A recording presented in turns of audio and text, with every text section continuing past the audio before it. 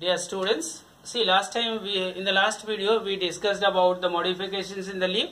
I have told you the meaning of the word modification, and I have told you one modification, that is about the leaf tendril.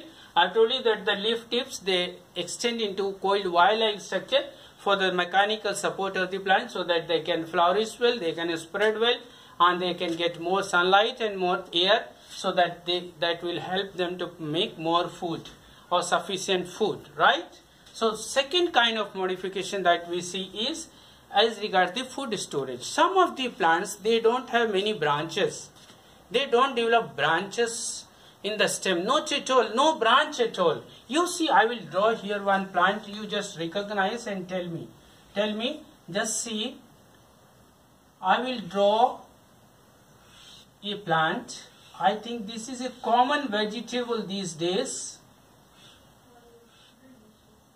Right, and they have the leaves like this. Can you recognize the plant now? Yes, you are right. This is onion. This is onion. Can you tell me the kind of root system here? The root system here is fibrous root system. So you see this portion, the white colored portion. When you observe an onion carefully, at the base, at the bottom, you see it white colored solid structure, and this is stem. And just below this stem, you can see this structure, this lower portion, this is primary root. And here is the separation between the ground and the above ground and underground part. From this primary root you see secondary root, and from secondary root you see the root hairs or tertiary roots. Can you see this plant? And from this stem, no branches. This is leaf. I will just take out one leaf. You can see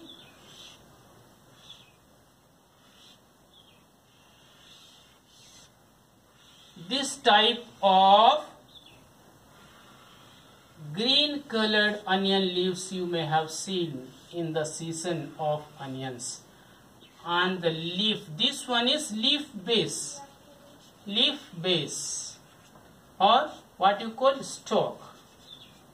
Generally we use this word stalk for flower, but leaf base or petiole, the other word is petiole. I told you about petiole. Petiole is the part of the leaf that attaches it to the stem. So this, from this portion, the leaf attaches to this stem, and this much portion generally we use, generally white in color, for our salads or vegetables. And this one also, during the season of onion, these leaves are also sometimes used for salads.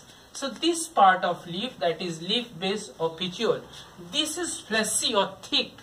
Why has it become so thick? The reason is the storage of food. Storage of food. So why they need to store the food? Why don't they use the food that they make for themselves? Reason is they don't have many branches to consume. They don't have a big plant body, but they have a bunch of leaves, so much of leaves, and these leaves, they continuously go on producing the food. They continuously combine carbon dioxide and water together to make carbohydrate or starch, and that is stored in this leaf base. So what happens? This leaf base becomes thick.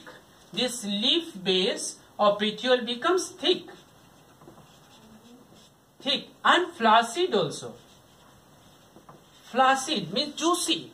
So this way what happens, some of the plants, they modify themselves for the purpose of storage of food, because whatever food they produce, all of the food is not consumed, not utilized by the plant body, as they don't have enough branches to consume them, or they don't have enough vegetative parts or to consume them. So what happens? They need to store that food, and this leaves, the leaf base becomes thick, and they store the food. This is second kind of modification in the plant body or in the leaves. Now we will see the third kind of modification in the leaf, and that is for protection. Protection means to protect from grazing animals. Herbivorous plants, they are so tender, so soft that herbivorous animals, they prefer to eat away the leaves of the vegetable or the leaves of the plant. So what happens? You may have seen some stray animals. They go into the crop fields, they trample the crops, and they eat away all the plant leaves. So some plants which are very weak as regards, so very poor you can say as regards their vegetative part, they have very less vegetative part. I am drawing one plant, you see. You have to tell me where does this plant grows.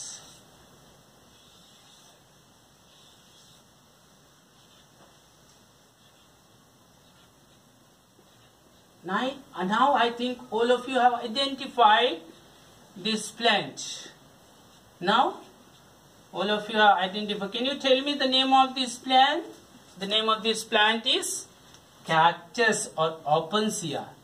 The name of this plant is cactus or opuntia. You see, I have told you about fibrous root. If this is fibrous root system, the leaves will have what kind of venation? Will have parallel venation, but here it is not recognized. Now let me label the parts of this plant. This one is root, right? And where is the stem?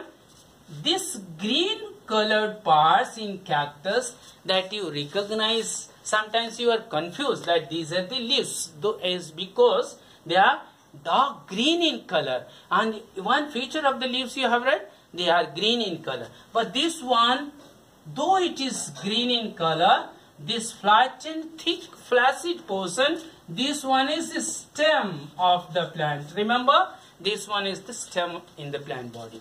And from this stem you have seen branches or leaves develop. So here you see, where are the leaves now? You see this spine-like, prick-like structure. These are leaves. This is leaf. So here how many leaves are there? 1, 2, 3 leaves. What is their shape? I have told you while telling you about the leaves, leaves are flattened green outgrowth borne on the nose of the stem. But here you see, these leaves are not flattened. These are not flat. These are spiny or prick-like, right? Prick-like. So what is the reason why these leaves are modified? The reason is this cactus plants, it grows in the desert land. Desert land is such a land area where there is a severe scarcity of water, and the plants they do not get enough water for their sustenance. So anyhow, these roots in their case, that goes far away, literally to very far away, deep, not very deep, but literally